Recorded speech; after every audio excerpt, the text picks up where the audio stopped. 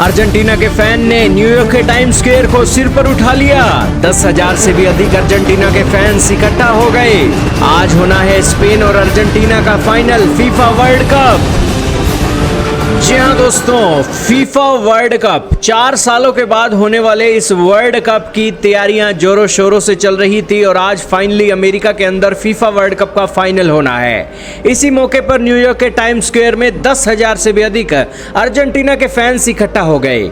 हालांकि दोस्तों, अमेरिका के अंदर ये इसकी मेजबानी हो रही है और अर्जेंटीना के फैंस देश और दुनिया से अमेरिका के अंदर इस मुकाबले को देखने के लिए इकट्ठा हुए हैं। दोस्तों, स्पेन और अर्जेंटीना के बीच कड़ा मुकाबला होने वाला है और अर्जेंटीना पिछली बार की भी चैंपियन थी और दूसरी बार लगातार वो चैंपियन बनने के लिए इस रेस में दौड़ने वाली है। हालांकि अपने इतिहास का वो चौथा वर्ल्ड कप जीतने की भी कोशिश करेगी, लेकिन लगातार दूसरी बार वो एक खिताब बचाने की जंग में एक मौजूद है। इसके अलावा लियोनेल मेसी जो अर्जेंटीना के महान फुटबॉलर हैं, उनके ऐतिहासिक करियर का ये आखिरी वर्ल्ड कप मैच हो सकता है। इसीलिए इस ऐतिहासिक पल का गवाह बनने के लिए दुनिया भर से फैन न्यूयॉर्क में इकट्ठा हुए हैं। फाइनल मैच न्यू जर्सी के मेटलाइफ स्टेडियम में हो रहा है, जो न्यूयॉर्क टाइम्स स्क्वायर से महज कुछ ही किलोमीटर की दूरी पर है। जिन फैंस के पास मैच का टिकट नहीं, वे भी इस माहौल का हिस्सा बनने के लिए न्यूयॉर्क की सड़कों पर जश्न मना रहे हैं। अर्जेंटीना के समर्थकों की यह परंपरा है कि वे बड़े मैचों से पहले शहर के मुख्य केंद्रों पर जुड़कर ढोल नगाड़ों के साथ अपनी टीम के गाने गाते हैं। इस बार उन्होंने टाइम्स स्क्वायर को पूरी तरीके से नीले और सफेद रंग में बदल दिया। दोस्तों, इस फीफा वर्ल्ड कप के चलते जो ये तस्वीरें आपको दिख रही हैं, इससे आपको पता लग रहा होगा कि कितनी लाखों की संख्या में, हजारों की संख्या में टी शर्टें बिकी हैं और इसी के साथ ही खाने पीने, रहने का, ट्रैवल का खर्चा भी ये एक होने वाला है, टूरिज्म भी चलने वाला है। तो अमेरिका की इससे मोटी कमाई होगी। जी हाँ दोस्तों, अमेरिका ने इस एक फीफा वर्ल्ड कप की मेजबानी करके दोस्तों 4 से 5 बिलियन डॉलर की कमाई करके अपनी तिजोरी भरी है। हालांकि फीफा वर्ल्ड कप की मेजबानी करने वाले देश को सीधे तौर पर कोई बड़ी कमाई नहीं होती, बल्कि ज्यादातर मौकों पर वह भारी घाटे में होता है। लेकिन अमेरिका के अंदर ऐसा नहीं है, क्योंकि अमेरिका एक विकसित देश है।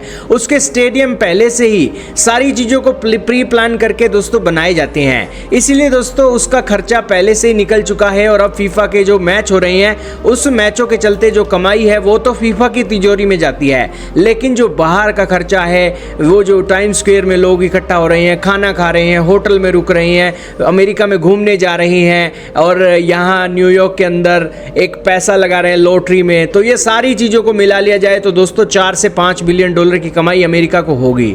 हालांकि पिछले कुछ वर्षों में वर्ल्ड कप की एक मेज़बानी के अंदर दोस्तों बिलियंस ऑफ डॉलर का खर्चा होता है। बहुत सारे देश हैं अंडर डेवलपिंग या फिर डेवलपिंग स्टेज में है, तो दोस्तों वो अपने देश में पहले बिलियंस ऑफ डॉलर खर्च करते हैं ताकि फीफा वर्ल्ड कप उनके देश में हो, क्योंकि फीफा की वाइब भी अलग है। लेकिन दोस्तों फीफा का एक मैच कराने के ऊपर फीफा सारी कमाई ले जाता है।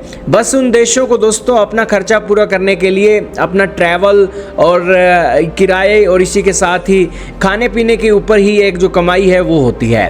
वर्ल्ड कप का असली है जी विजेता हमेशा फीफा ही होता है, क्योंकि फीफा का रेवेन्यू हर साल 4 साल के चक्कर में लगातार नया रिकॉर्ड बना रहा है। 2015 से 18 में फीफा ने 6.4 बिलियन डॉलर की कमाई की, 2019 से 22 में 7.6 बिलियन डॉलर की कमाई की और 2023 से 26 में 15 बिलियन डॉलर की कमाई कर चुके हैं। दोस्तों फीफा आखिरकार इसकी कमाई कैसे होती है और फीफा का हेडक्वार्टर कहां है, फीफा के बारे में आप क्या जानते हैं? दोस्तों फीफा फुटबॉल खेल को दुनिया भर में कंट्रोल करने वाली सबसे बड़ी अंतर्राष्ट्रीय संस्था है। इसका मुख्यालय ज्यूरिख स्विट्जरलैंड में है।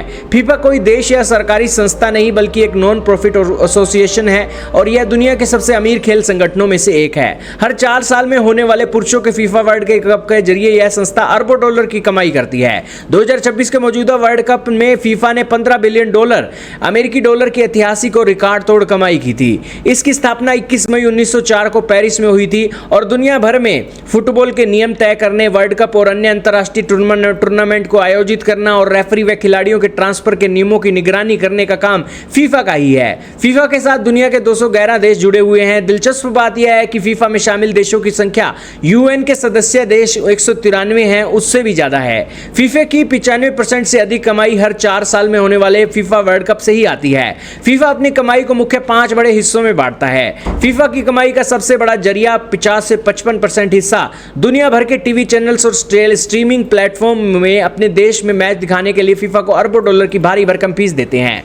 फीफा के पास एडवर्टाइजिंग के लिए दुनिया के सबसे बड़े ब्रांड्स पार्टनर्स होते हैं, जिसमें Coca Cola, Adidas, visa, Qatar Airways और हुंडई जैसे वैश्विक ब्रांड मैदान के चारों ओर बोर्ड पर और जर्सी पर अपने विज्ञापन दिखाने के लिए फीफा को करोड़ों डॉलर का भुगतान करते हैं। वर्ल्ड कप मैचों के टिकट की बिक्री का पूरा पैसा सीधे फीफा के पास जाता है। इसके अलावा स्टेडियमों में VIP box, luxury cabin, corporate hospitality package बेचकर फीफा भारी मुनाफा कमाता है। फीफा अपने ब्रांड नाम, लोगो और वर्ल्ड कप के नाम का इस्तेमाल करने के लिए कंपनियों को लाइसेंस भेजता है। इसमें सबसे बड़ा उदाहरण video games, football merchandise, branded कपड़े, कलेक्टिबल्स और फीफा के आधिकारिक सिक्कों या गियर की बिक्री से मिलने वाली रॉयल्टी भी शामिल है। तो यही कारण है कि फीफा इससे मोटी कमाई करता है।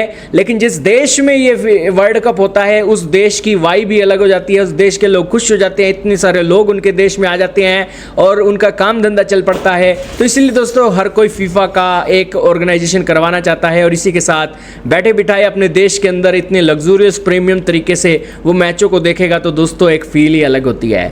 दोस्तों कमाई करने का मजा ही तब आता है जब इस तरीके के प्रीमियम चीज एक देखने को मिल जाए। और वाकई में दोस्तों अमेरिका के अंदर इसकी मेजबानी हो रही है और आज स्पेन वर्सेस अर्जेंटीना का जो मैच है 12:30 बजे एक भारतीय समय के अनुसार शुरू होगा और अमेरिका के अंदर जब समय 3 बज जाएगा तब दोस्तों ये मैच वहां पर शुरू हो जाएगा। भारतीय समय के अनुसार रात के जब सुबह के 12:30 बजे होंगे तब दोस्तों ये मैच शुरू होगा। आपका क्या क्या मानना है, कौन जीतेगा, स्पेन या अर्जेंटीना? कमेंट में बताइएगा।